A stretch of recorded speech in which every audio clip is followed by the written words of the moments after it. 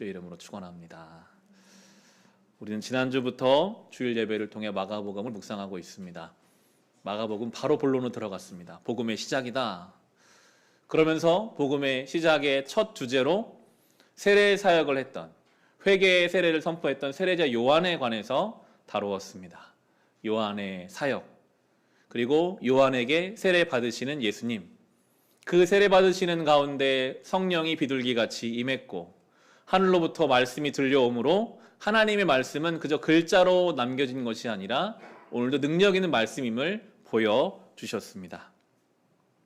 세례자 요한, 회개의 세례를 선포했던 그는 누구보다도 회개의 사람이었죠. 그가 회개를 경험하지 않고는 외칠 수 없었으니까요. 회개란 내가 지금 하나님 앞에 어느 위치에 있는지를 깨닫고, 그리고 내가 돌아가야 할 곳을 바라보며 주님께로 가는 것이 회개였습니다. 세례 요한은 자기를 알았어요.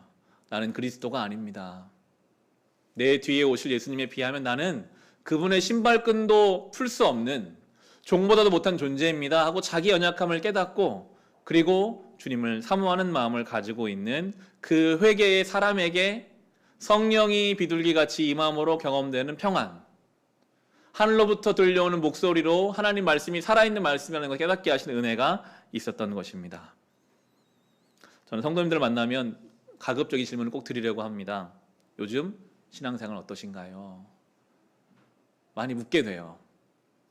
근데 그 질문 앞에서 저도 마찬가지고 우리 모두는 작아집니다. 나의 신앙 참 하나님 앞에서는 부끄러운데, 부족한데.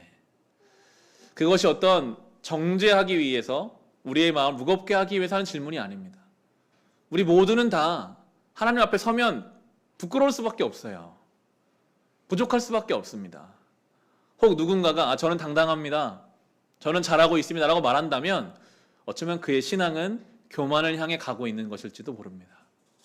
우리는 누구나 주님 앞에서 나는 정말 주님께 드릴 게 겨자씨밖에 없는데, 이 겨자씨만한 작은 믿음을 사용하셔서 산을 옮기시는 그 주님을 만나게 되는 것이 바로 회개의 사역이고 신앙의 모습입니다. 그렇게 세례 요한의 사역과 예수님의 세례 받으심 속에 우리 11절을 볼까요? 앞으로 넘기셔서 11절 보시면, 그리고 하늘로부터 소리가 났다. 너는 내 사랑하는 아들이다. 내가 너를 좋아한다. 그런데 12절이 이렇게 돼요. 그리고 곧 성령이 예수를 광야로 내보내셨다. 그리고라는 접속사가 마치 잘못 쓰인 것 같습니다. 하나님이 사랑하는 아들이면 그리고 사람이 많은 예루살렘으로 보내셔서 하는 사역마다 잘 되게 하셔야 될 것 같은데, 하나님이 사랑하는 아들인데 광야로 보내셨어요. 우리 번역은 지금 내보내셨다, 좀 신사적인 표현이지만 원래 원문을 보면 내던졌다라는 표현이 쓰입니다. 하나님이 사랑하는 하나님의 아들인데 그를 광야로 내몰아가시는 성령님. 왜 우리는 예배당에 오면 하나님이 나를 사랑하신다 고백하고 믿는데 막상 우리의 삶은 광야에 내던져진 것 같이 살아갈 때가 있을까요? 광야는 특별한 곳이거든요. 성경에서 광야는 정말 아무것도 없는 적막한 곳, 비어있는 곳, 그래서 하나님밖에는 찾을 수 없는 곳이 광야입니다. 하나님이 우리를 사랑하신다면, 그 사랑하시는 하나님이 살게 하시는 광야라면 힘들고 어렵고 지쳐도 거기에서도 발견할 수 하나님 사랑이 있다는 것이 성경의 가르침이거든요. 다윗이 그렇게 고백하죠. 내가 사망의 음침한 골짜기를 다닐지라도 해를 두려워하지 않을 것은 주께서 나와 함께 하심이라. 주의 막대기와 지팡이가 나를 안위하시나이다.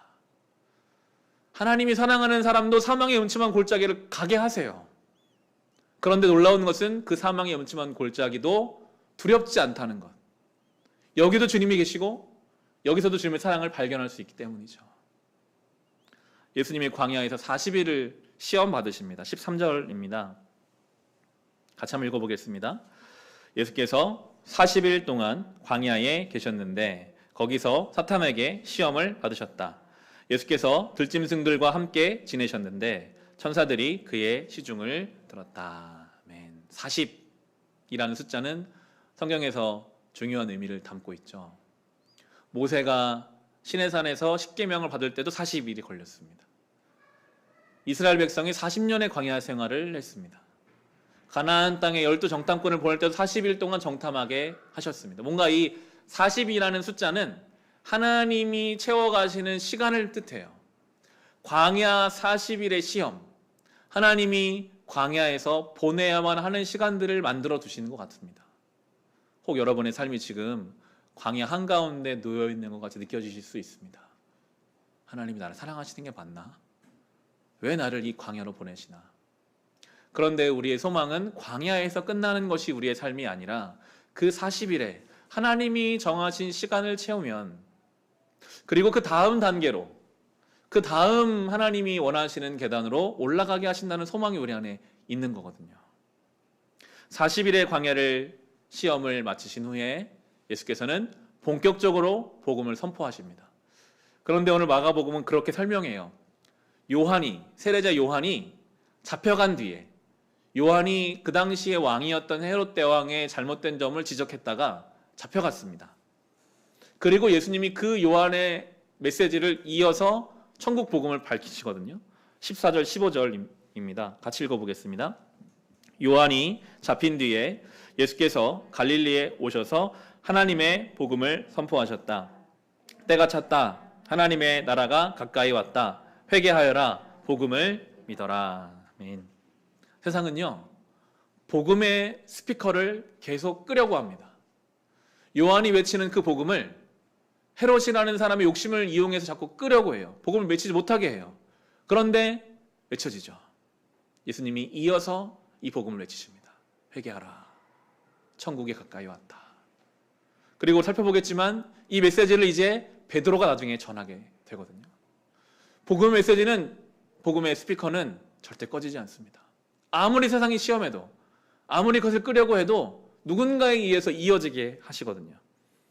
그래서 예수께서는 이 복음의 메시지를 전할 사람들을 찾으시는 내용이 이제 오늘 우리가 본문 제자들을 부르시는 내용이 나옵니다. 대표적인 제자들이죠. 베드로와 안드레, 야고보와 요한. 그들이 고기 잡는 자기의 생업, 어부였어요. 열심으로 고기 잡는 그 현장에 예수님이 찾아오셔서 그들을 부르십니다. 16절, 17절을 읽으실 때 좀 상상을 하면서 읽어보면 좋을 것 같아요.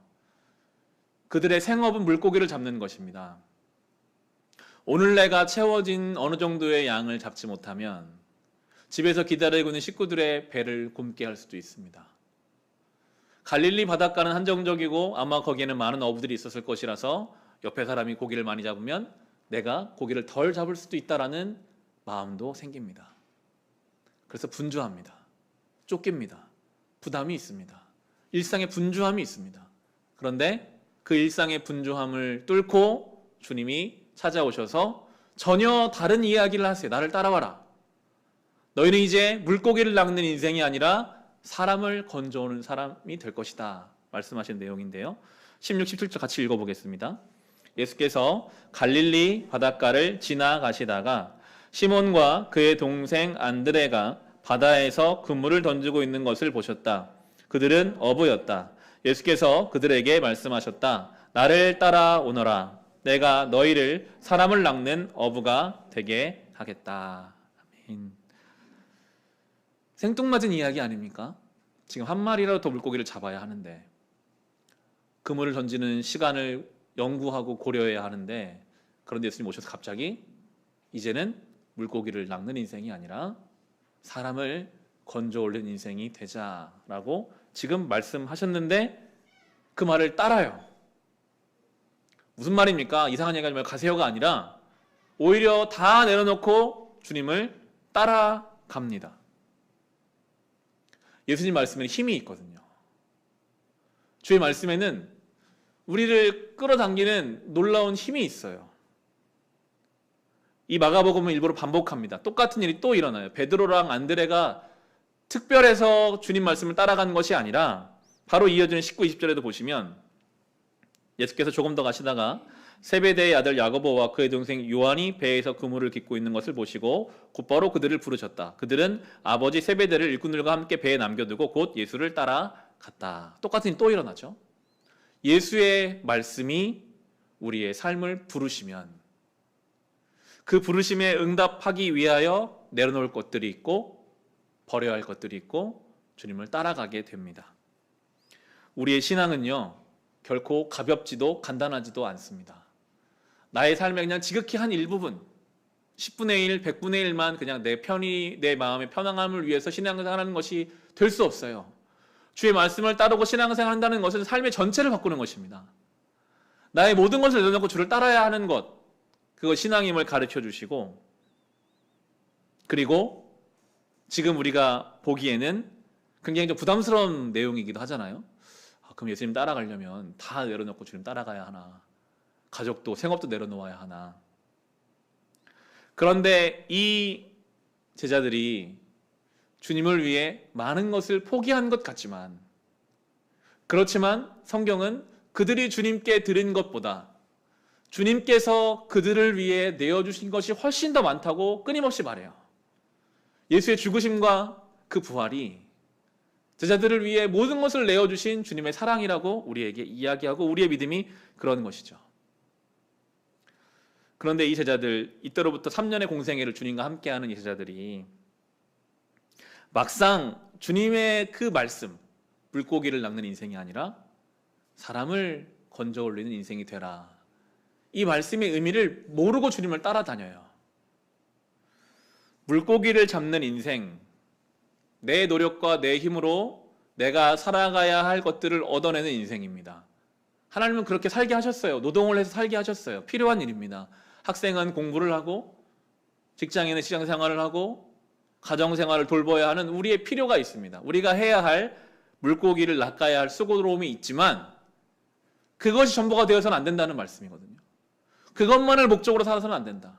한 마리를 더 잡아서 내가 좀 더 잘해서 내 인생을 좋게 해야지에 쫓기지 말고, 그 모든 것을 통해서 결국에는 한 영혼, 한 사람을 건져 올리는 인생이 되어야 한다라고 그 목적지와 결론을 바꿔주시는 거예요. 가장 먼저 우리가 건져 올려야 할 인생이 있다면 바로 나 자신입니다. 저 욕심과 비교와 경쟁에 늪에 살던 나의 인생을 예수와 신앙이라는 그물로 건져 올리라고 오늘 말씀하세요. 네 힘으로 너의 삶을 채우려는 물고기를 낚는 인생에서 이제는 신앙과 십자가와 복음으로 너의 삶을 건져 올리고, 그리고 나면 나를 통해 또 다른 누군가의 인생을 건져 올리시겠다라고 우리를 부르고 계시죠. 그렇지만 제자들은 이 말씀을 끝까지 이해하지 못했습니다. 누가복음 22장에 가보면 최후의 만찬 자리가 나옵니다. 예수님이 마지막 식사 자리에서 제자들에게 중요한 얘기를 막 하시는데, 근데 제자들은 누가 더 큰 사람이냐라고 다퉜어요. 제자들이 자신들의 배와 자신들의 그물을 던져놓고 예수님을 따라간 이유가 거기서 드러나는 것이죠. 그들은 포기한 것 같지만 이걸 포기하고 내가 저 예수라는 사람을 따르면 내 인생이 훨씬 더 풍족해질 거라는 기대감을 가지고 포기한 거였거든요. 그들이 잡으려는 물고기가 그냥 물고기에 저 예수라는 월척을 내가 낚으면 저 예수를 통해 나에게 큰 것이 주어지겠구나. 예수님께서 예루살렘 입성하실 때, 십자가에 죽기에 입성하실 때 많은 사람들이 종려나무까지를 들고 환영했거든요. 그들 마음에 기대감이 생겼어요. 아, 내가 이제 예수님 한 자리 하시면 내가 2인자가 돼야지. 그거 가지고 싸웠어요. 최후의 만찬하지 다음날 예수님 죽으시거든요. 그런데 그 시점까지도 전혀 예수님 말씀을 이해하지 못하고 오직 예수를 통해 나의 삶을 채우고자 하는 잘못된 신앙의 모습을 제자들은 보여주고 있었습니다. 그러니까 막상 예수님이 잡히시니까 다 도망가 버려요. 내 인생 좋게 하려고 따라다녔던 저 예수인데 저 예수 때문에 내가 잡혀가기 싫거든요. 그러니까 예수님이 아무리 말씀하셨던 말씀이 있고 주님과 함께한 시간이 있고 주님의 주신 은혜가 있는데도 예수님을 버리고 도망가리는 그런 사람들이 되는 것입니다. 복음서는 이걸 자세히 써놨거든요. 제자들의 믿음 없음, 제자들의 예수님을 이해하지 못했던 시간들을 일부러 적어놔요. 이 복음서가 쓰였던 당시, 예수님 부활하시고 한 20, 30년 지나고 나서야 복음서가 쓰여지기 시작했는데, 그 복음서가 쓰일 때는 이미 베드로를 비롯해서 제자들은 전부 다 교회의 유명한 지도자들이었습니다. 중요한 지도자들이죠. 복음서를 읽는 성도들이 베드로를 보고 복음서를 보면서 갸웃하잖아요. 야, 베드로가 이런 사람이었어. 예수님 전혀 이해하지 못하고 자기 식대로 믿고 자기 마음대로 버렸던 그런 사람이었구나. 교회의 지도자인 제자들이 자신들의 치부를 복음서에 안 적을 수 있거든요. 그거 적지 마. 사역하는데 방해되니까. 시험되니까. 그런데 오히려 더 자세하게, 더 세밀하게 그들의 그 부끄러운 모습을 적는 것은 그것이 복음이기 때문입니다. 그러한 자들이 아무리 주님 말씀하셔도 이해하지 못하고 아무리 사랑해 주셔도 그 사랑에 반응하지 못하던 그런 자들이 어떻게 변화되는지를 보라. 그들을 변화시키시는 그 복음의 능력을 보라. 그게 복음서거든요. 그들이 변화되게 된 그 변곡점이 바로 부활주일, 이 부활의 사건입니다. 3년간 아무리 예수님 말씀하셔도 기적을 봐도 예수님과 함께해도 변화되지 않던 그들이 이 부활 사건을 경험하고 나서부터 달라져요. 그때부터 뭔가 그들이 물고기를 잡는 인생이 아니라 한 영혼을 건져올 인생이 무엇이구나를 깨달아요. 그래서 완전한 변화가 그들 삶에 일어나거든요. 그게 바로 사도행전 2장에 나오는 초대교회의 모습입니다.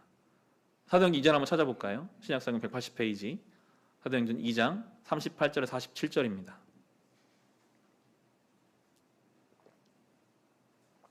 사도행전 2장 38절부터 볼 텐데요. 세례 요한이 복음 메시지를 전하다가 잡혀갔고 예수님이 그 메시지를 이어서 전하셨는데 이제 예수님에 이어서 베드로가 그 복음 메시지를 전하죠. 38절부터 보시면 베드로가 대답하였다. 회개하십시오. 그리고 여러분 각 사람은 예수 그리스도의 이름으로 세례를 받고 죄 용서를 받으십시오. 그리하면 성령을 선물로 받을 것입니다. 이 약속은 여러분과 여러분의 자녀와 또 멀리 떨어져 있는 모든 사람, 곧 우리 주 하나님께서 부르시는 모든 사람에게 주신 것입니다. 베드로는 이 밖에도 많은 말로 증언하고 삐뚤어진 세대에서 구원을 받으라고 그들에게 권하였다.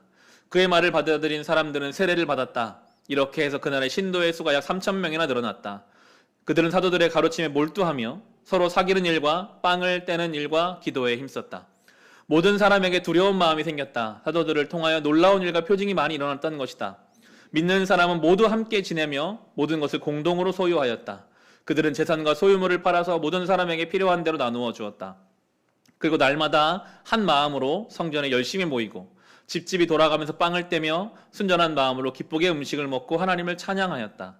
그래서 그들은 모든 사람에게서 호감을 샀다. 주님께서는 구원받는 사람을 날마다 더하여 주셨다. 아멘. 이제 베드로가 예수님에 이어서 복음의 메신저가 되어 스피커가 되어 복음을 전하고 있습니다. 부활의 사건을 경험한 사람은 복음을 외칠 수밖에 없거든요. 하나님 나라가 있습니다. 내 힘으로 물고기 잡아 내 인생을 연명하려 그 인생과는 다른 한 영혼의 천하보다 귀함을 깨닫는 이 땅에서 영원한 천국을 경험할 수 있는 그런 하나님 나라가 옵니다. 회개하십시오. 그것이 이 땅에서 하나님 나라를 경험하는 길입니다라고 외칠 수밖에 없는 그 부활의 사건이 경험되어진 것입니다. 그래서 우리의 신앙은요, 이 부활 사건이 그것이 믿어지는 것이 우리의 신앙의 힘이거든요. 저는 그런 생각을 자주 하고 그런 비유를 종종 하는데요. 우리의 신앙을 자동차에 비유한다면 우리의 신앙의 엔진은 부활입니다. 이 십자가의 부활 사건. 엔진이 꺼져 있으면요, 아무리 겉이 화려해도 그것은 단 1m도 움직이지 못하는 고철덩어리에 불과하죠. 아무리 교회에 사람이 많이 모여도, 건물이 좋고 우리가 개인적으로 예배 출석을 너무나 잘하고 성경에 박식하다 할지라도 우리의 신앙의 엔진인 이 부활의 사건이 내 안에 죽어 있으면 아무것도 아니에요. 그냥 겉만 번지르르한 교인일 뿐입니다. 우리 안에 이 부활의 사건들이 경험되어져야 하거든요. 그런데 이 부활의 사건이라는 것은 예수님이 부활하시고 베드로를 찾아가셨죠. 제자들과 함께 40일 정도를 함께 계셨어요. 분명히 예수님이 십자가에 죽은 거 봤는데 살아나신 거예요. 함께 먹고 함께 시간을 보내셨어요. 40일이 지나고 예수님이 승천하셨어요. 제자들이 제대로 그 부활 사건을 이해하지 못했어요. 그 부활의 주님을 40일 동안이나 함께 봤는데도 그들은 그냥 마가의 다락방에 모여서 기도밖에는, 문 잠그고 기도하는 것밖에는 못했어요. 세상에 나갈 용기가 자신이 없었습니다.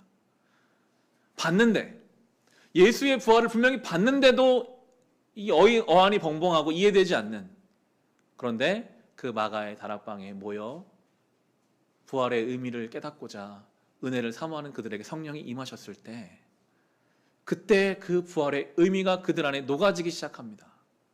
아, 주의 말씀이 그런 뜻이었구나. 주님이 정말 하나님의 아들이시구나. 그분이 오심, 그분의 죽으심, 그분의 부활이 성령의 임재함 가운데 그들 속에 체화되고 녹아지고 스며들어 가니까, 그때서야 그들이 물고기를 낚는 인생에서 사람을 건져 올리는 인생으로, 그리고 아까 읽었던 그 사도행전의 초대교회의 모습이 드러나게 되는 거거든요. 지난주 우리는 고난주간을 보냈습니다.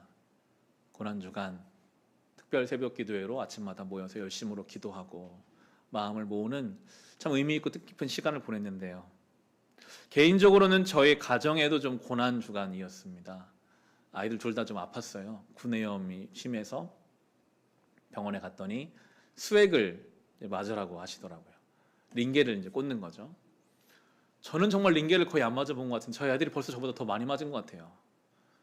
아들은 그래도 잘 맞고 많이 나아졌는데, 아들이 거의 나을 때쯤에 또 딸에게 옮겨져서 성금요일이죠. 금요일에 저희 딸이 병원에서 수액을 맞는데, 얘도 알거든요. 벌써 분위기가 이상하니까 막 울기 시작하는데, 저는 아들을 안고 있었고 저희 아내가 저희 딸을 딱 이렇게 누르고, 간호사 선생님이 팔을 딱 잡고, 그리고 의사 선생님이 바늘을 이제 집어넣는 거죠. 애가 어리고 핏줄이 분명하지 않으니까 바늘이 들어갔다가 또 나왔다가, 몇 번 하다가 이쪽 손이 안 되니까 반대쪽 손으로 다시 했습니다. 집어넣다 뺐다 하는 중에 피가 막 흐르더라고요. 옆에서 그 딸이 힘들어서 막 고통스러워하는 모습을 보면서 그냥 맞지 말고 집에 가자고 할까, 계속 그런 생각이 들었어요. 참 마음이 아프더라고요.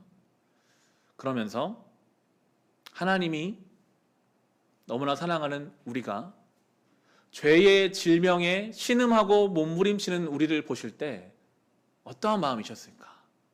나같이 사랑 없는, 나도 내 자식이 저렇게 고통스러워하는 것을 너무나 가슴 아프게 볼 수밖에 없는데, 우리 하나님이 얼마나 우리의 그 고통이 안타까우셨으면 예수 그리스도 이 땅에 보내셨을까?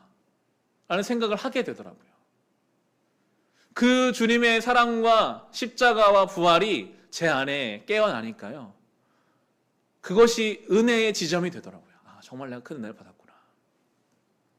우리 안에 그 부활의 사건이 그냥 교회에서 가르치는 교리가 아니라, 내 머릿속에 있는 지식이 아니라 정말 나의 영혼 가운데, 나의 심령 가운데 녹아지는 나의 사건이 되어야만 하는 것입니다.